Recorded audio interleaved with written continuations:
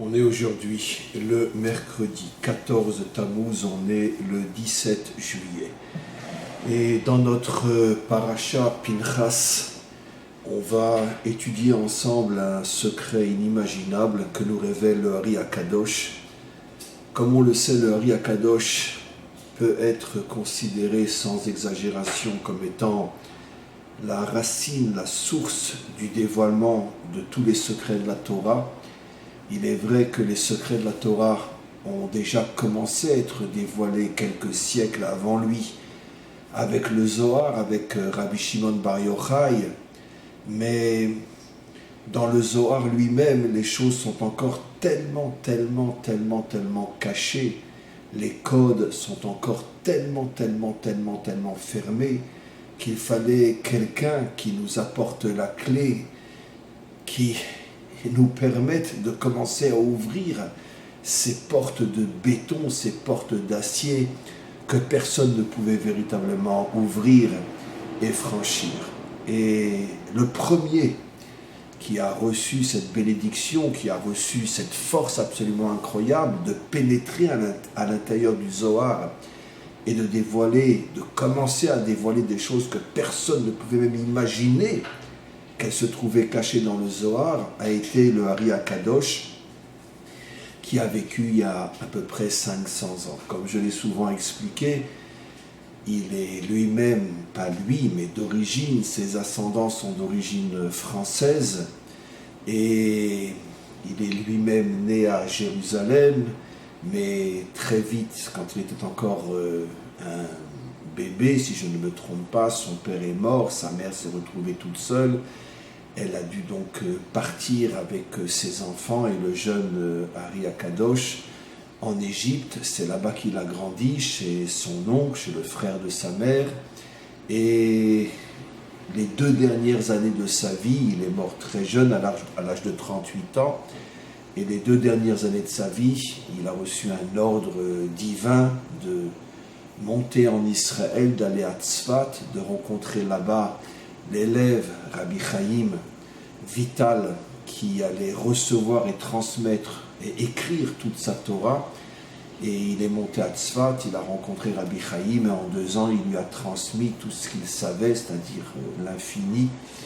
Et Rabbi Chaim a écrit de très nombreux livres regroupant tous les enseignements de son maître, le Ari Akadosh, Rabbi Yitzhak, et donc des enseignements inimaginables qui sont eux-mêmes complètement fermés, scellés, codés, de véritables portes de béton, si j'ose dire, mais disons que le béton est un peu moins dur que ne l'étaient les portes du Zohar avant que le Ari Akadosh commence à les ouvrir. Et bien évidemment, après le Ari Akadosh sont venus d'autres maîtres qui eux aussi ont essayé et sont arrivés à ouvrir les portes des enseignements du Ari Akadosh jusqu'à aujourd'hui.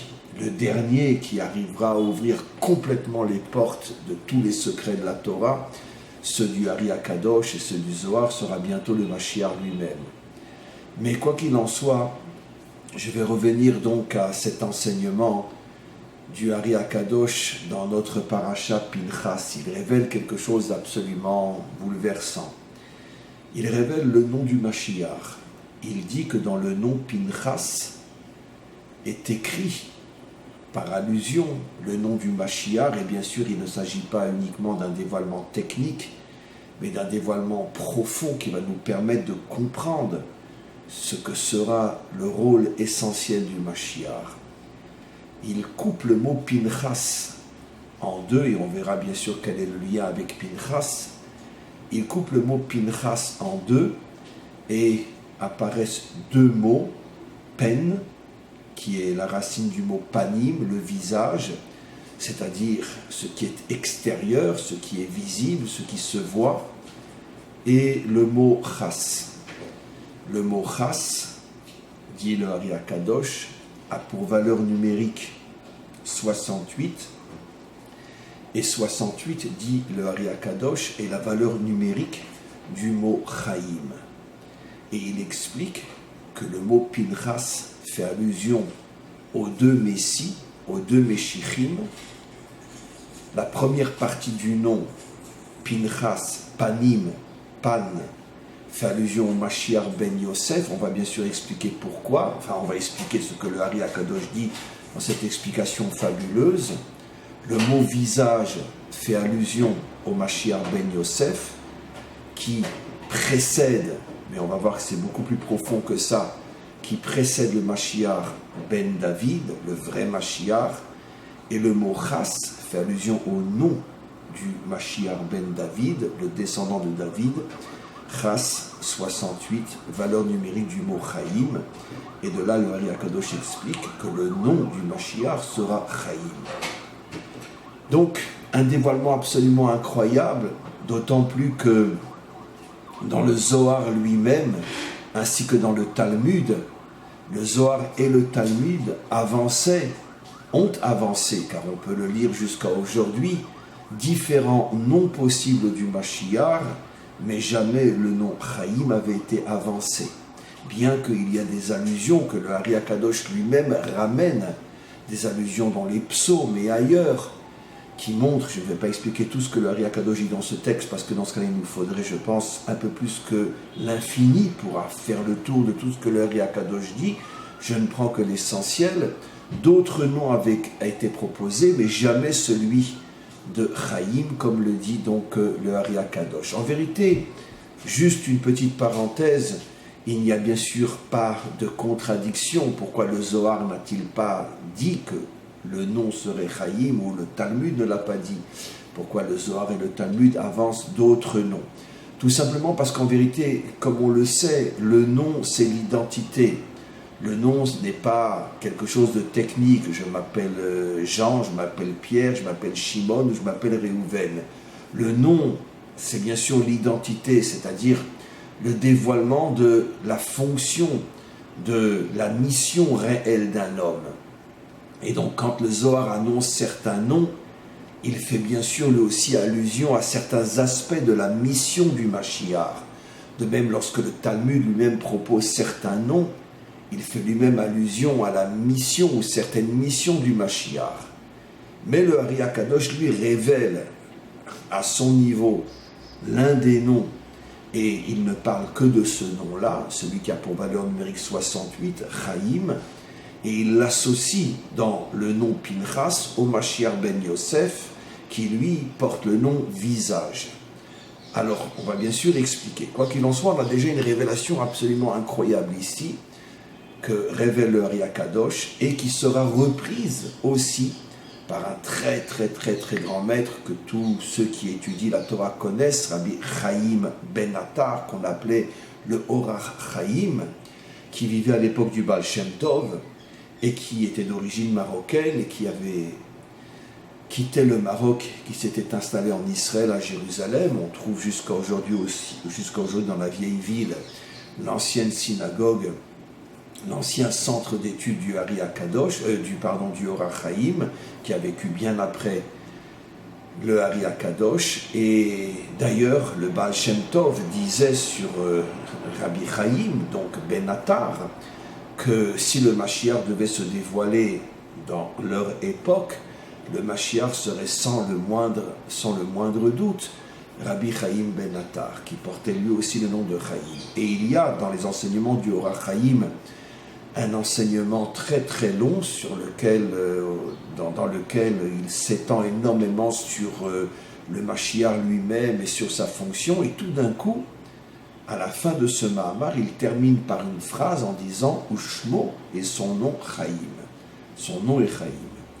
Et donc, évidemment, tous les commentaires expliquent que Rabbi Chaim ben Attar fait d'abord allusion à lui, car il savait que si le Mashiach devait se dévoiler dans son époque, ce serait lui, donc il porte le nom. Et bien sûr, les commentaires disent qu'il fait aussi allusion à ce que le Hari Akadosh avait révélé déjà bien avant lui sur l'identité, sur le nom du Mashiach. Alors, ce qu'on va essayer de comprendre maintenant, c'est pourquoi ce nom, et surtout pourquoi dans ce nom est caché dans le nom de Pinchas. Qu'est-ce que Pinchas a à voir avec le nom du Mashiach? Alors bien sûr, on va commencer par la fin. N'oublions pas, on l'a déjà révélé, nos maîtres expliquent que Pinchas, en vérité, reviendra juste avant la délivrance finale. Il s'appellera Eliaou le prophète, car l'âme de Pinchas s'est réincarnée dans l'âme, est devenue Eliaou, l'âme donc de Eliaou le prophète, et notre tradition millénaire rapporte que c'est le prophète Eliaou qui viendra préparer le monde et annoncer la délivrance finale. Donc évidemment, il y a un lien entre Pinchas, Eliaou et la délivrance finale et le Mashiach. Et donc c'est la raison pour laquelle, évidemment, le Ari HaKadosh révèle que dans le nom Pinchas se trouve caché le nom du Mashiach, puisque Pinchas lui-même a pour fonction de préparer le monde à la délivrance finale. Mais on va reprendre une notion plus profonde encore que j'ai expliquée dans un cours récemment, un cours très très très fort, il y a quelques jours, et où j'ai expliqué quelque chose d'extraordinaire que je veux juste reprendre parce que ça va correspondre justement à ce que nous explique le Ari HaKadosh. On avait rapporté l'enseignement des maîtres qui disait que Ba'atrala ala bemarshafto livro et haolam bemidatadin. Traduit d'après le sens que le maître du monde a décidé de créer notre monde sur le principe du din, sur le principe de la rigueur. C'est-à-dire qu'on sait très bien que dans notre monde, on ne s'amuse pas. Et tout homme authentique va forcément traverser dans sa vie des difficultés, des épreuves, parfois des épreuves très dures, des souffrances parfois, et malheureusement, dans la grande majorité des situations dures et rigoureuses dans lesquelles il se trouve, ça dépasse complètement son entendement, il ne comprend pas, et ça nécessite d'une certaine manière une recherche à l'intérieur de soi, une recherche de force inimaginable pour pouvoir affronter l'épreuve et surtout pour pouvoir la surmonter.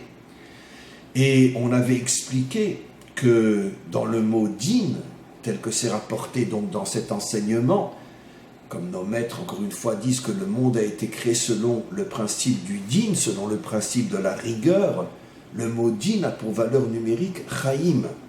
Comment? Si tu prends le mot din, chacune des lettres, tu trouves la valeur 64, tu rajoutes les 3 lettres 67, tu rajoutes le mot, puisque c'est un mot, 3 lettres et leur valeur numérique, tu arrives à 68 qui est chaim. Et on avait expliqué dans ce cours que pourquoi le mot chaim se cache dans la notion de din, dans la notion de rigueur, parce que justement, celui qui arrive à briser l'écorce de l'obscurité, l'écorce de la rigueur, l'écorce de la souffrance, découvre à l'intérieur de l'épreuve, découvre la vie authentique, la véritable vie, la véritable lumière qui se cache à l'intérieur de l'obscurité de ce monde, une vie, une lumière qui est sans commune mesure, qui est des milliards et des milliards et des milliards et des milliards et des milliards de fois plus grande que la vie et la lumière que l'on a et que l'on ressent lorsque tout va bien. Évidemment, on souhaite tous éviter des épreuves, on souhaite tous vivre dans le métro boulot dodo de « bon, ça va, je gagne bien ma vie, je m'amuse, tout va bien, etc. » Et finalement, on s'enferme dans un trou d'aiguille que l'on appelle le bonheur, que l'on appelle la réussite, et surtout on passe complètement, mais totalement, mais absolument complètement à côté de la vie véritable, de la vie qui a un sens, de la vie éternelle, de la vie qui nous amènera justement, qui nous connectera à l'éternité que le Maître du monde veut nous donner en cadeau, en échange de tous ces efforts que nous déployons pour traverser, surmonter l'épreuve et transformer l'obscurité en lumière. Et donc on obtient la vie éternelle, la vie véritable qui... C'est même une honte d'oser la comparer à la vie de « tout va bien, merci mon Dieu » dans le métro boulot dodo lorsque l'on n'a pas d'épreuve. Et donc c'est la raison pour laquelle le mot « chaim » se cache à l'intérieur du din, du mot din, pour nous faire comprendre qu'en vérité toutes les rigueurs de ce monde, c'est pas que le bon Dieu s'amuse à nous casser les pieds, c'est pas qu'il s'amuse à nous torturer. C'est qu'il veut nous donner l'éternité, il veut nous donner la vraie vie, il veut nous donner la vraie lumière, il veut nous donner la vraie authenticité. Mais le bon Dieu ne peut pas nous la donner, cette éternité en cadeau gratuit sans le moindre effort. Parce que comme on sait que rien n'est plus faux que la gratuité, rien n'est plus faux que la grâce, rien n'est plus faux que la prise en charge, rien n'est plus faux que suis-moi, je fais le travail pour toi. C'est l'expression la plus absolue du mensonge.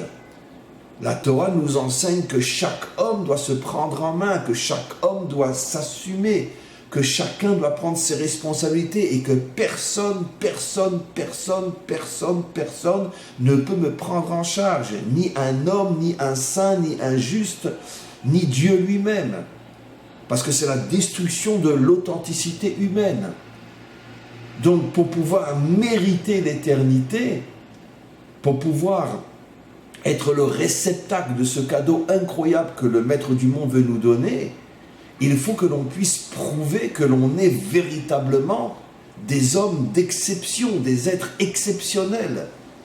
Et le seul moyen que le Maître du monde a trouvé, c'est de nous mettre justement face à des difficultés et nous obliger à chercher au plus profond de nous des forces de vie, chaïm et inimaginables, qui vont nous permettre de pulvériser l'épreuve, mais pas seulement de la pulvériser, de transformer l'obscurité en lumière et de découvrir que finalement, dans cette obscurité, dans cette difficulté, se cachait un cadeau inimaginable qui est la vie véritable. Et donc maintenant, on comprend pourquoi le Ari Akadosh révèle ici que le nom du Mashiach est Chaim, parce que justement, l'une de ses fonctions essentielles sera justement d'enseigner au monde, mais pas seulement un enseignement universitaire. Ça veut dire finalement de transformer le monde en lui donnant les forces inimaginables d'être capable de casser l'obscurité de ce monde et de découvrir la lumière authentique, de casser, de briser tous les mensonges de ce monde, toutes les difficultés de ce monde, et de trouver la vérité vraie qui se cachait à l'intérieur du mensonge, de trouver le bonheur authentique qui se cachait à l'intérieur de la souffrance ou à l'intérieur de l'épreuve. C'est comme ça que le Mashiach va réparer le monde. Justement, parce que le monde s'éloigne de Dieu, le monde sombre dans la faute et dans l'oubli et dans toutes les aberrations de chaque génération, et la nôtre peut-être plus que n'importe quelle autre génération. Tout ça provient d'un éloignement du monde, de sa source créatrice et directive, qui est le maître du monde, qui est le créateur et le roi du monde. Mais pourquoi on s'éloigne de lui ? On s'éloigne de lui parce qu'on n'arrive plus à croire en lui, et encore moins à croire en sa présence dans ce monde. Parce qu'il y a tellement de douleur, tellement de souffrance, tellement d'horreur dans ce monde, tellement de fautes, tellement de choses impures dans ce monde, et de choses cruelles dans ce monde, qu'on en arrive à la conclusion, mais c'est pas possible. Dieu ne peut pas être derrière et à l'origine de tout cela. Et donc on s'éloigne de lui et le monde sombre encore plus dans l'obscurité. Mais si on avait les clés qui nous permettent, ou le marteau qui nous permettent de casser l'écorce de l'obscurité, de casser l'écorce du mensonge, de casser l'écorce de la souffrance, on découvrirait un jaillissement de lumière, un jaillissement de vérité, un jaillissement de vie inimaginable qui se cachait au plus profond justement de cette écorce superficielle.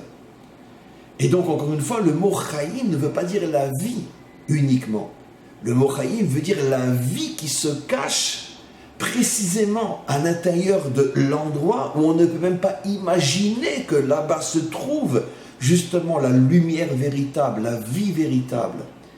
Et ça sera effectivement le travail essentiel du Mashiach. Et c'est comme ça que le Mashiach ramènera l'humanité tout entière à sa source.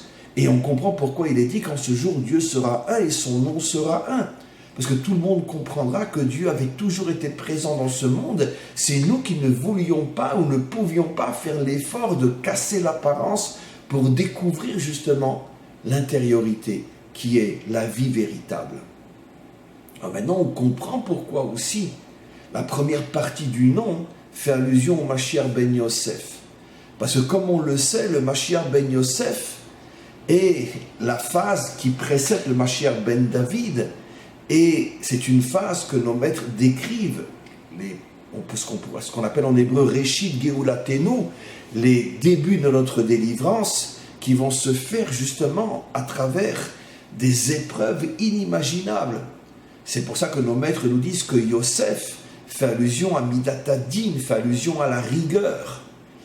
Et sans rentrer trop dans les détails, parce que dans ce cas, il nous faudra quelques milliards de cours, mais prenons uniquement, d'une certaine manière, la Nekuda, le point qui nous intéresse. Encore une fois, nos maîtres disent que Yosef représente justement la rigueur, toutes les difficultés de ce monde. Et comme Yosef, d'ailleurs, lui-même les a vécues, il est vendu par ses frères à l'âge de 17 ans, il est vendu comme esclave dans la maison de Poutifar, après il passe 12 ans en prison, puis après, comme j'ai toujours expliqué, la plus grande de toutes ces épreuves, par rapport à ce qu'il était, c'est de devenir le dirigeant de la nation, de la civilisation la plus pourrie, la plus impure, la plus corrompue, la plus dégueulasse sur Terre. Et mettez un saint à la tête d'une poubelle, et c'est une épreuve pire que d'être 12 ans en prison. Si c'est un homme authentiquement authentique. Je veux dire, quel est l'homme authentique qui a envie de travailler à la bourse ou qui a envie d'être à la tête de la mafia colombienne? C'est impossible. C'était pour lui une épreuve inimaginable. C'est-à-dire qu'il a vécu toute sa vie, depuis l'âge de 17 ans jusqu'à l'âge de 110 ans, donc pratiquement 100 ans, il a vécu vraiment l'enfer. Et il représente justement par sa vie toutes ces choses incompréhensibles qui nous arrivent dans ce monde, qu'on n'arrive pas à comprendre. Comment on peut se relever rien que du fait d'avoir été vendu par ses propres frères? Comment c'est possible? Ce qui lui est arrivé dans la maison de Poutifar. Il essaie de donner le meilleur de lui-même. Il essaye vraiment, alors qu'il est esclave dans cette maison, de se dépasser, de se surpasser, au point que même Monsieur Poutifar n'arrête pas d'avoir des éloges pour lui. Et tout d'un coup, parce que sa femme le voulait et que lui n'a pas voulu, donc jusqu'au bout, il se conduit comme un saint. Sa punition va être d'être 12 ans en prison, dans une prison égyptienne d'il y a des millénaires. Récemment, Morsi est mort en prison au bout de quelques années.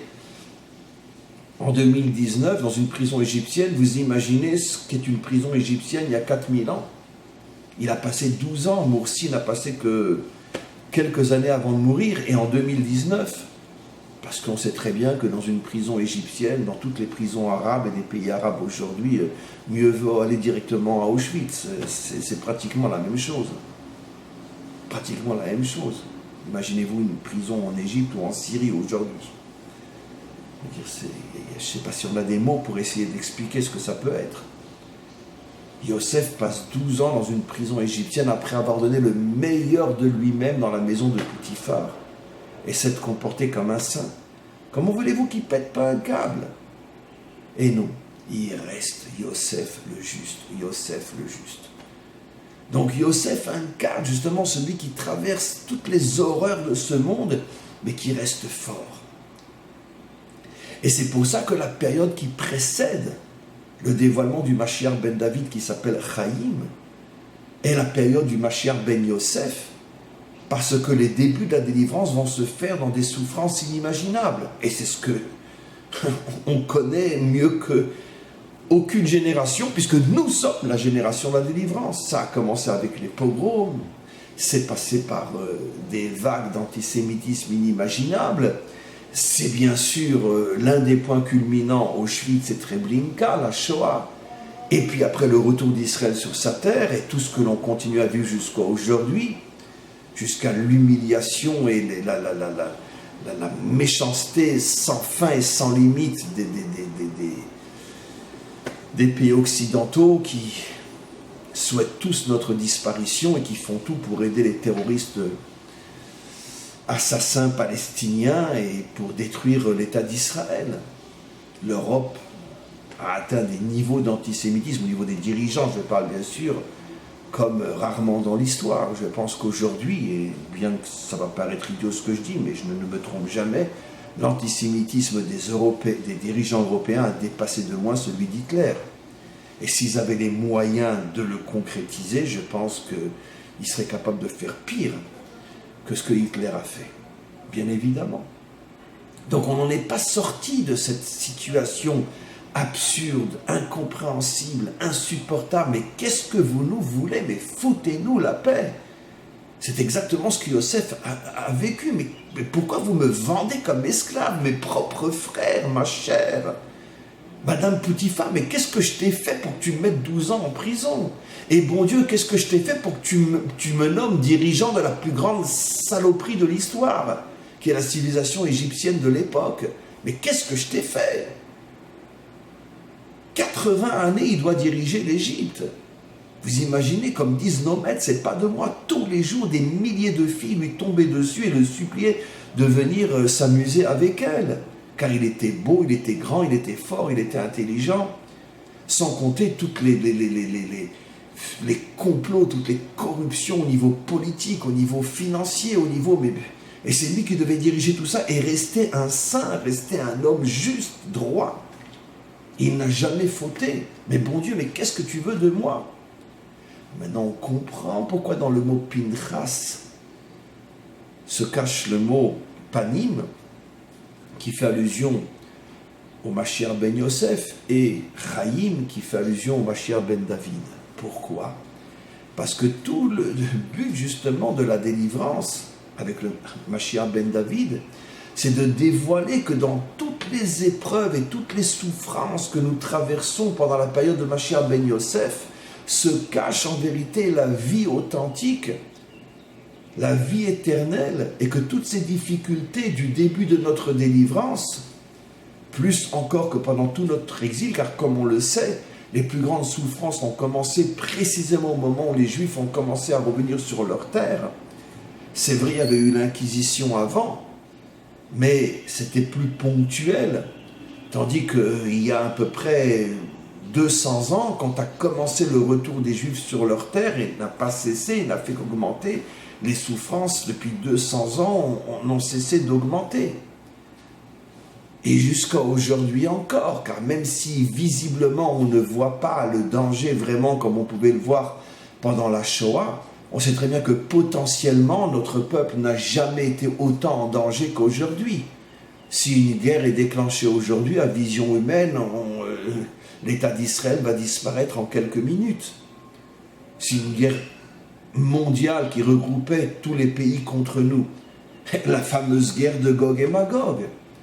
Donc aujourd'hui il fait beau, on va à la plage, on s'amuse, on va au restaurant, etc. Mais parce que l'homme a besoin de refouler et de ne pas voir les choses clairement. Mais tout le monde sait, tous ceux qui réfléchissent, sait qu'aujourd'hui le danger potentiel, je parle d'après nos yeux et notre compréhension, bien évidemment. Je ne parle pas de ce que le maître du monde a décidé, bien sûr que lui va nous sauver. Mais à vision humaine, le danger aujourd'hui est beaucoup plus grand qu'à l'époque de la montée du nazisme. Bien évidemment, ne serait-ce que par la qualité des armes aujourd'hui.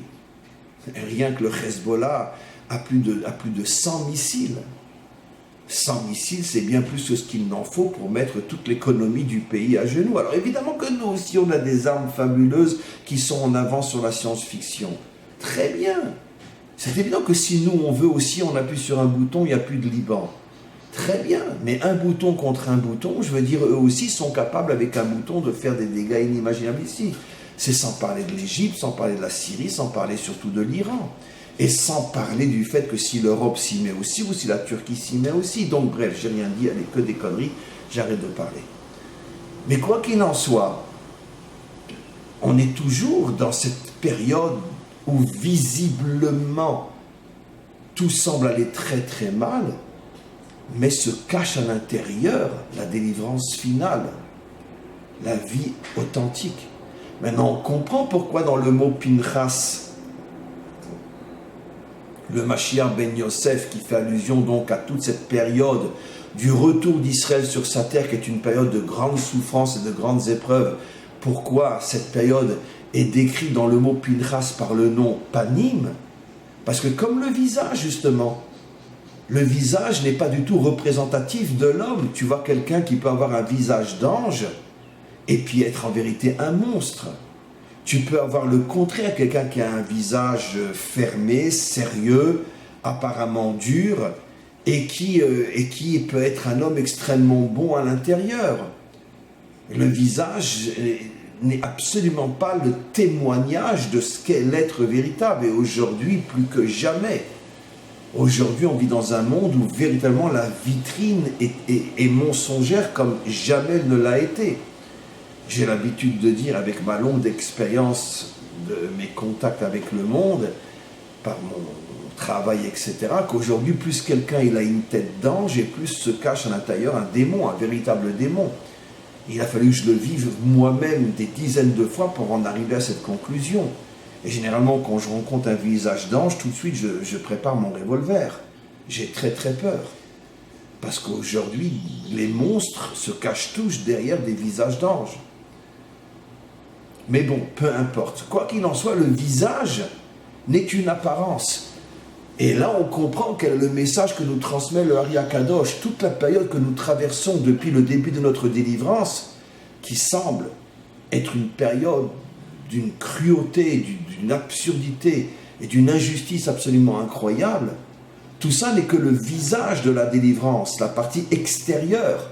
Mais se cache à l'intérieur une vie, une reconstruction, une lumière, une force d'une puissance inimaginable, qui est bien sûr la lumière du Mashiach ben David. Alors maintenant, pour conclure, essayons de comprendre justement, mais pourquoi finalement les deux Messies, et ce que cela représente, pourquoi les deux Messies se cachent dans le nom de Pinchas.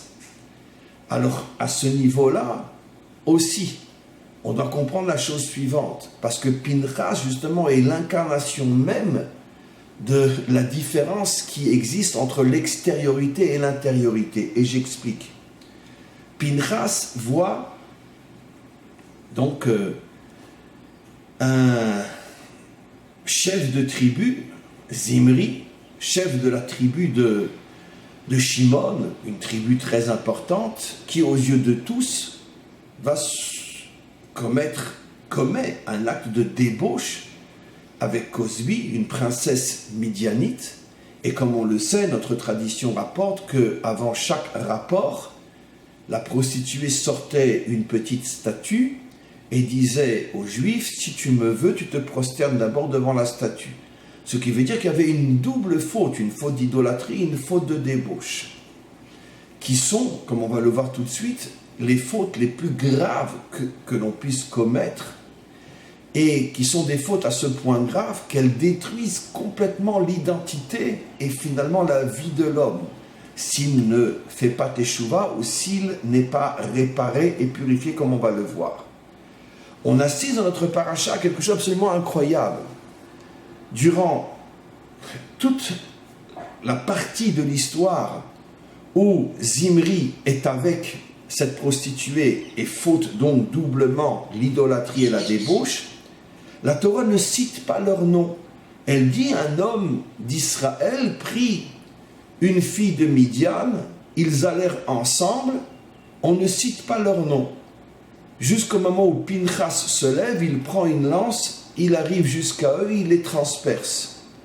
Après leur mort, et uniquement après leur mort, la Torah dit leur nom, dit qui ils étaient. Lui s'appelait Zimri, chef de la tribu de Shimon, et elle s'appelait Cosbi, une princesse midianite. Bien sûr, la question est évidente, pourquoi on ne donne pas leur nom dès le départ? Dès le départ, on devrait savoir que c'était tous les deux des êtres très importants. C'est pour ça que Pinchas a réagi, pour que les autres ne suivent pas leur exemple. Parce que si un chef de tribu se prostitue et se prosterne devant une idole, mais tout Israël va suivre. Dès le départ, on aurait dû connaître leur nom. Pourquoi seulement après leur mort? Alors là se cache le secret du cours et le secret de ce que dit le Ari Akadosh sur le nom Pinchas et sur le nom du Mashiach. Parce qu'en vérité, Pinchas savait que Shimon, que Zimri, le prince de la tribu chef de la tribu de Shimon, en commettant cette faute, cette double faute, perdait son nom, perdait son identité, perdait son âme juive. Il était voué à la destruction totale.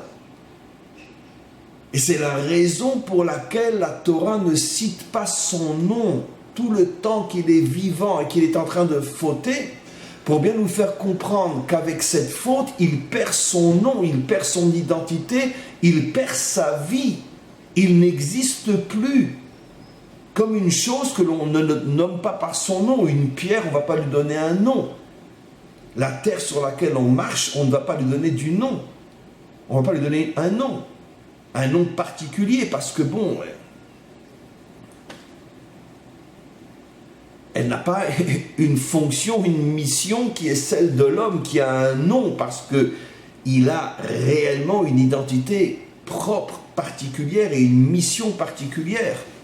La Torah lui enlève son nom comme pour dire « tu n'existes plus, tu es effacé à cause de ces deux fautes que tu fais ». Pinchas comprend que Zimri va disparaître, est en train de disparaître, et Pinchas veut sauver Zimri. Et Pinchas sait qu'il n'y a que deux manières dans ce monde de réparer une faute qui nous anéantit. Soit on fait teshuva, soit on revient nous-mêmes, mais tel que Pinchas analyse la situation, il ne voit pas du tout comment Zimri va prendre conscience de sa faute et va faire teshuva. Ou il y a une autre manière, c'est les épreuves, les souffrances que l'on reçoit dans ce monde qui nous nettoient et nous purifient de toutes les saletés qui se sont collées à notre âme et qui détruisent notre âme à cause de nos fautes. Et justement, Pinchas veut sauver Zimri. Il veut le ramener à Israël. Il ne veut pas que son âme soit perdue pour l'éternité. Et il décide de lui faire traverser un moment dur, un moment de souffrance. Il le tue en vérité pour le sauver.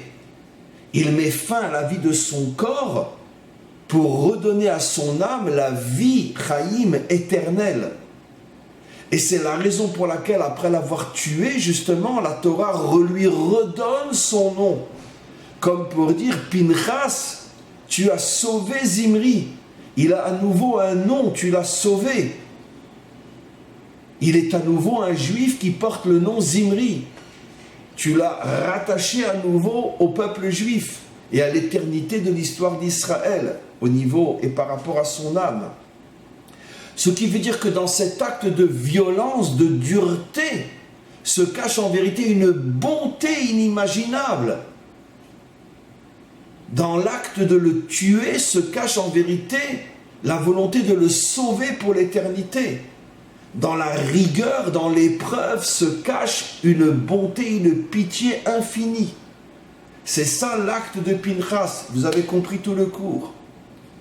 Pourquoi dans le nom Pinchas se cache le nom du Mashiach ben Yosef et Mashiach ben David, c'est-à-dire que le Mashiach ben David va dévoiler la vie qui se cache à l'intérieur de la mort, la lumière qui se cache à l'intérieur de l'obscurité, parce que c'est exactement ce que Pinchas a fait.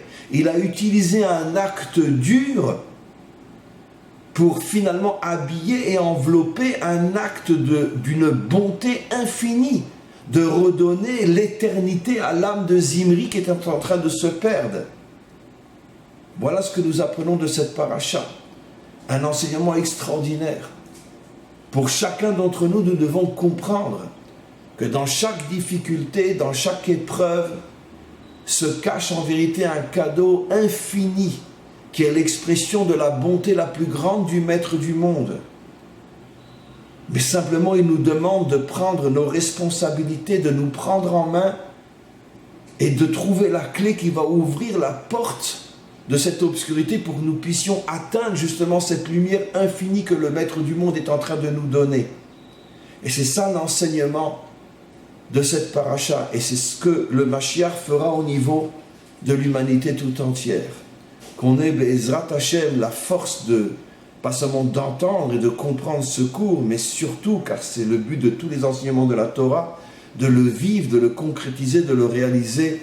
Amen, v'chen yeh ratzon. Je tenais juste à préciser aussi, comme je l'ai dit déjà, au niveau du groupe Rai, qu'il n'y aura pas cours dimanche, parce que dimanche, c'est un jour de jeûne, le premier des 2 jours de jeûne importants dans les semaines qui suivent, le jeûne du 17 Tammuz et bientôt le jeûne du Tisha B'Av. Et comme il fait extrêmement chaud ici, donc on doit garder nos forces pour ne pas se déshydrater ou pour ne pas se fatiguer outre mesure. Donc dimanche, il n'y aura pas cours. Et à tous et à toutes, une très très bonne fin de semaine.